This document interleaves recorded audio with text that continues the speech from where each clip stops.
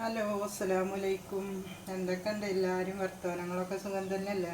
അപ്പോൾ ഇവിടെ കുഴപ്പമൊന്നുമില്ല കേട്ടോ, അങ്ങനെ പോകുന്നു. അപ്പം ഇന്ന് ഞാൻ വന്നിരിക്കുന്നത് മുരിങ്ങ താളിക്ക് കേട്ടോ. അപ്പോൾ അതൊന്ന് കാണിച്ചിരിക്കുന്നു കുറേ വട്ടം. എന്നാലും ഞാൻ ഇന്നത്തെ ഇങ്ങനെ വെറുതെ കാണിക്കട്ടോ.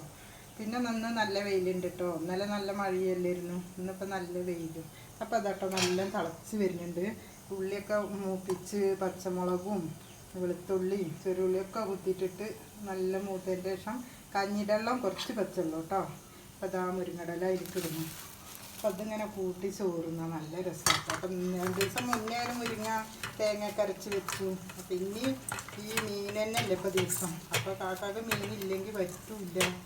അപ്പോൾ ഞാൻ ഇന്നലത്തെ മീൻ കറി ഉണ്ട് കേട്ടോ, മുളക് കറി. അപ്പം ഇന്ന് ഞാൻ മുരിങ്ങടല താളിപ്പും മത്തി വറുത്തതും അതാണ്. പച്ചക്കറിക്ക് എന്നാൽ പച്ചക്കറി ആവും ചെയ്തു. അപ്പം എന്നാൽ മീനും ഉണ്ടല്ലോ. അപ്പം എന്നാൽ അങ്ങനെ ചെയ്യാത്തിട്ട് കേട്ടോ. എന്നൊക്കെ അപ്പോൾ മുരിങ്ങൻ്റെ തിളപ്പിച്ച അതാണ്ട് വെച്ച പണി കഴിഞ്ഞു. പെനഞ്ഞ പാത്രമൊക്കെ എന്നാൽ കഴുകുക. മീൻ വറുത്തു കേട്ടോ. അതാ മീനും വറുത്തിച്ചു. പിന്നെ ഇന്നത്തെ മീൻ കറി ഉണ്ട്, ചോറും വെന്ത്. എന്നിട്ട് നിസ്കരിക്കാൻ പോവുകയാണ്. തിരുമ്പലും കുളിയൊക്കെ കഴിഞ്ഞിരിക്കുന്നു കേട്ടോ.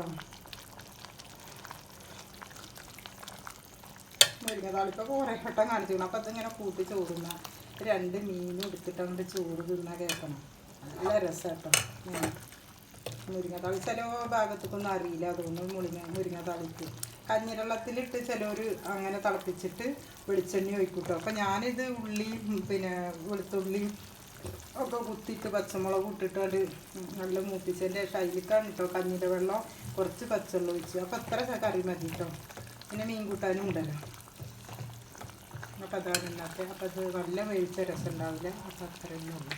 അപ്പോൾ നാളെ വേറൊരു വീഡിയോ ആയിട്ട് വരണ്ട്. അതുവരെ അസ്സലാമു അലൈക്കും.